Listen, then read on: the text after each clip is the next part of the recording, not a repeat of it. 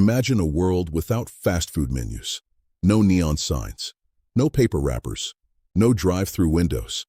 A world where food was not engineered for speed, but for survival, and sometimes for joy. Now imagine standing in a dimly lit kitchen centuries ago. Firelight flickers across stone walls. Iron pans hang from wooden beams. Oil slowly heats over an open flame. And on a rough wooden table lies an onion. Simple, common, ancient. But this onion is about to change culinary history.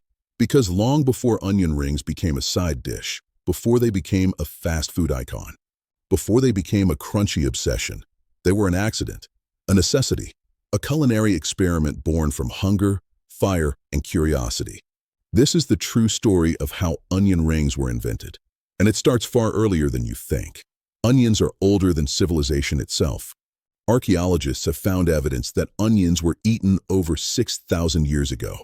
Ancient Mesopotamia, ancient Egypt, ancient China, they were everywhere. Not because they were delicious, but because they were reliable.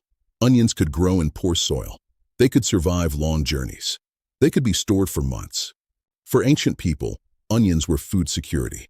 In Egypt, onions were sacred. Their circular shape symbolized eternity. They were placed in tombs.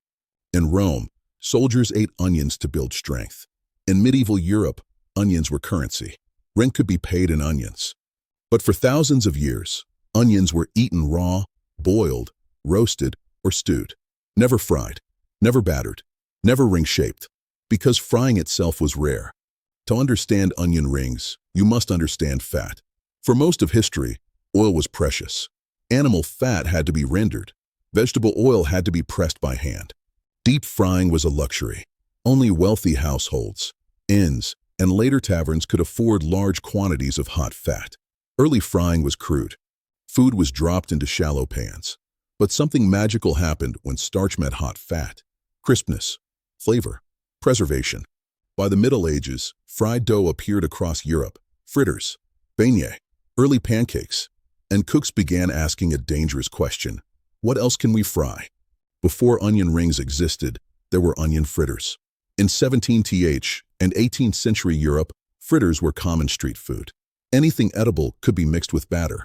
Apples, fish, vegetables. But these early onion fritters were messy. Chunks of onion trapped in batter.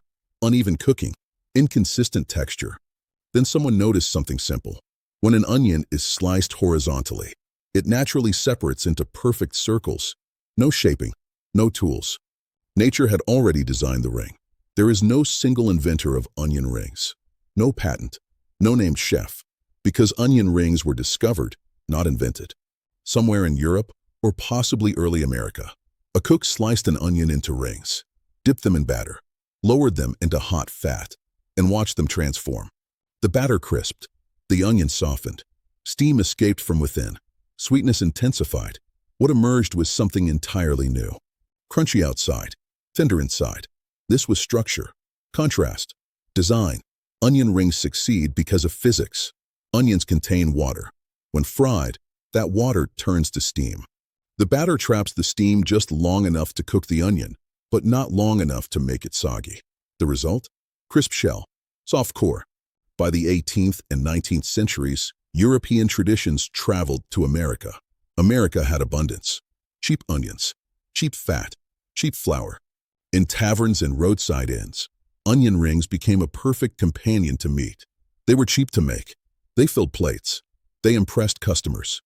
By the late 1800s, onion rings were appearing in handwritten cookbooks. Not standardized, not famous, but present. One of the earliest known printed references appears in early 20th century American cookbooks. Not as onion rings, but as fried onions, onion fritters. The technique was spreading. World fairs changed food forever. In the early 20th century, fairs were laboratories of fried food. Everything was fried. Dough, meat, vegetables. Onion rings thrived here. They were dramatic, golden, audible when bitten, crunch cells.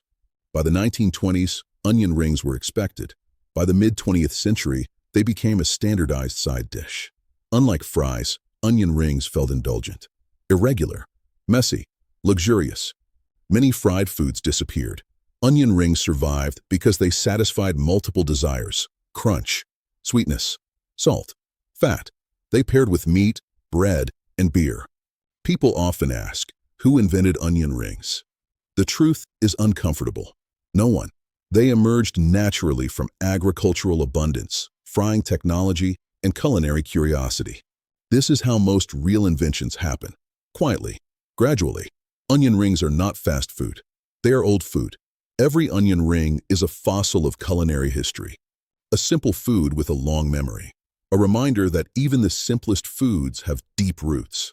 An onion sliced into rings, lowered into hot oil, golden bubbles rise, tongue collapses, past and present meet in a single bite.